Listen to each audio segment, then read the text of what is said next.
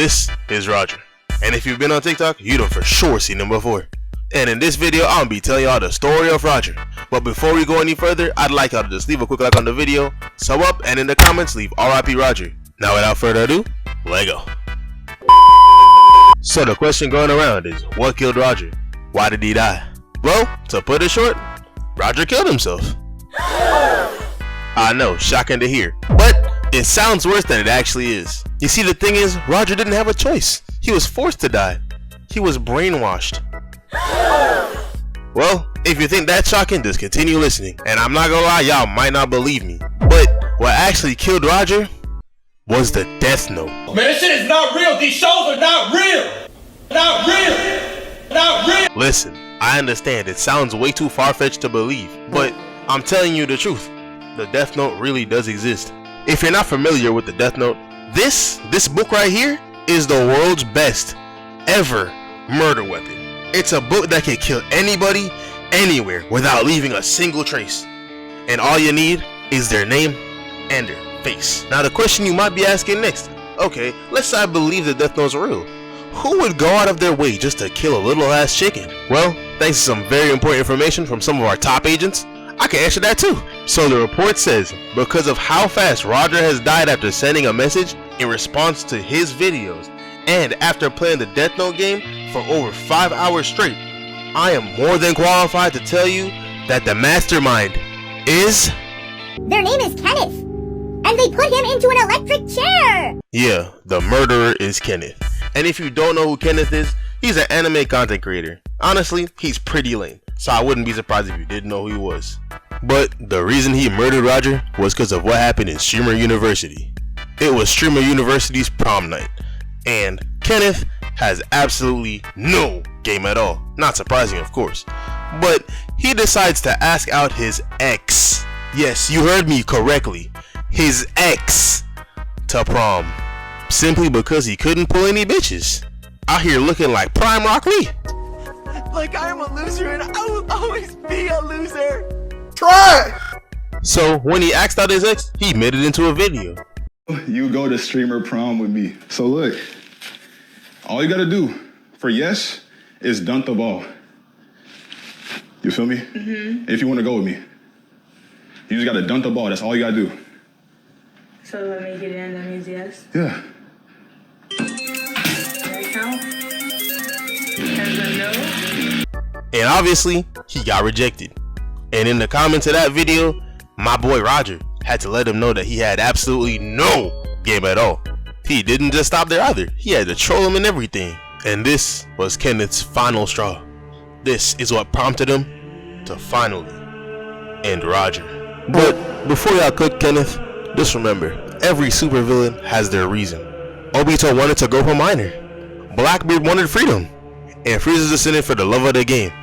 But Kenneth has a real reason. Nobody cared when my pet dog got ran over by a school bus. Nobody cared when my 5th grade art teacher pulled my pants down and juggled my balls. As a man, we won't grow until we experience our canon events. Who was the hero when my uncle locked me in the closet and did something he shouldn't have? Who was the hero when my dad gave me a boosie face? But all that being said, that backstory truly cannot make up for what he does next. Nigga, we smoking on that Roger pack. Hold on. Let me find the right song for that shit. Hold on.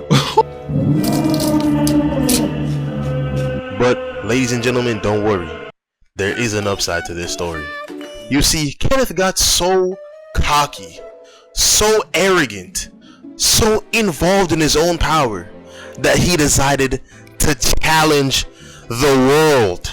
What the fuck are y'all gonna do about it? Y'all not finna do shit about it. I stay in Houston, Texas. Find me, nigga. Find me. Afraid you guys started something you can't finish. I will be at Katie Mills Mall tomorrow at 1:30 p.m. Be ready for war. Today is war day. A lot of y'all want your get back for what I did to Roger, so I told y'all I will be pulling up to Katie Mills Mall at 1:30 p.m. today. And you see, I can't even really blame him, because he has the best murder weapon known to mankind.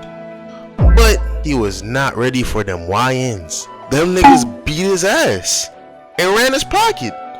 Bro had to go home in one sock. It was crazy. And that was the light shit. After they beat him up, they kidnapped him and tortured him.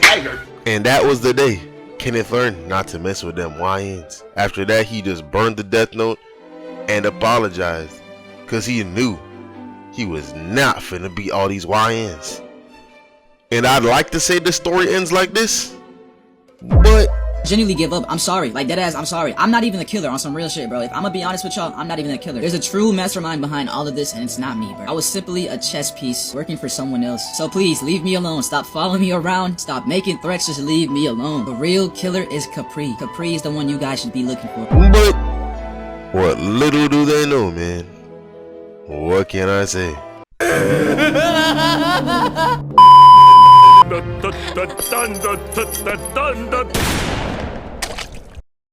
Yep, that's me.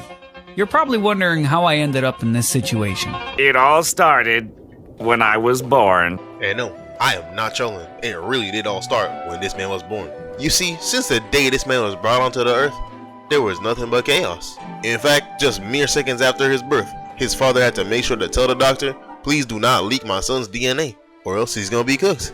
And shit, that was the biggest red flag I done seen in my entire life. And only 4 years later am I proven correct, because the government hijacked the hospital and they figured out that Kuma and his family had Buccaneer blood, so they decided to enslave all of them. This man Kuma really only had 3 years of freedom. That shit is crazy. That's tough! And the very next day, him and his family were completely separated, as they all went to 3 different owners. And I'm not gonna lie, I just deep how big this nigga is for a 4-year-old. That shit's kinda crazy, because they really had a 4-year-old lifting up these big ass crates. And anytime this man would even think of moving slow, they would whoop his ass maliciously. All this by the age of 4. This man is really out here building the ultimate villain story. And the very next day, shit gets even harder for Kuma, because his dad tells him that his mama died. And man, Kuma just can't get to a break. And just like any man would do, this man just starts crying, and I don't even blame him. But then Kuma's dad proceeds to tell him that the Warrior of Liberation is finna save him. What? And I don't know if he thought that shit was sweet, cause this is not fucking Superman. And then the next scene we see 2 random guys are staring at the ground. Must be looking for Kuma's mom. You need to leave! Oh, my fault. Too soon, I guess. So Kuma's dad proceeds to do the Nika dance to cheer him up. But yeah, they really trying to turn this man into guts. So only 5 years later, this man Kuma's being hunted for sport, just for a prize of a devil fruit. That being Kaido's fruit and a pawpaw fruit. And at only the age of 9, this man Kuma's really being hunted for sport. That shit's kinda wild, I'm not gonna lie. But luckily for Kuma, he ran into Ivankov and Jenny, because they had a plan to save as much lives as they could. So Jenny leaks the info about the devil fruits, and Rox and Roger proceed to pull up, causing the God Valley incident. But not before Kuma ends up eating his devil fruit, which allows him and all of his friends to escape being slaves, as they finally get freedom. And finally, after such a depressing backstory, this man Kuma could finally have his happy ending. Right? Surely, because after only 8 years, this man Kuma became a well-respected priest that was loved by everybody, including Jenny, and he had feelings too. But they just couldn't hit it off, man. Kuma's just not like that. And a little while later, he ended up meeting Dragon and joining the Revolutionary Army. Man, I'm so happy for Kuma. After all those years of slavery and everything, this man can finally just enjoy life, sit back and relax. Well, that is until Jenny gets abducted. You're gonna die! You're about to die! You're gonna die! Man, and here I was thinking this man Kuma finally escaped all this nonsense. I guess it could just never be that easy, huh? But there is a good side, because after a couple of years, she manages to escape. Woo! Yeah, baby! But once again, Kuma's life could never be that easy, man, because when he meets up with her, she's already dead. And man, I'm really starting to think Oda really hates this guy, because there's no way that he'd have written this shit unless he had an agenda. And really, it gets worse from here, because before Jenny died, she had a baby with another man. And now Kuma gotta raise a child all by himself, and it's not even his child. But surprise, surprise, once again, things get even worse for Kuma, because after a couple of years, Jenny's child Bonnie gets the same disease that she had. And if you didn't believe me before, you gotta believe me now. This man Oda gotta hate this man, because the only way for him to save Bonnie's life is for him to tread in his own.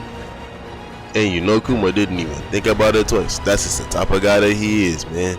And while he's done, Oda just had to make everything even sadder as they proceed to show us this sad ass scene showing us everything this man's been through his entire life, leaving the One Piece fans in pure disarray as they proceed to give us these Oscar level performances. But obviously I didn't cry myself because I am a grown ass man. Well, anyway, let's not even talk about Jiraiya's death, man. He really had Naruto in his room looking like one of them wannabe emo kids listening to Juice WRLD 24/7. But hey, at least he got his get back, man. Unlike some people whose brother got turned into a whole ass donut in front of their face, and to this day has still not gotten anything back in blood. Rumors say he's still crying to this day. Try!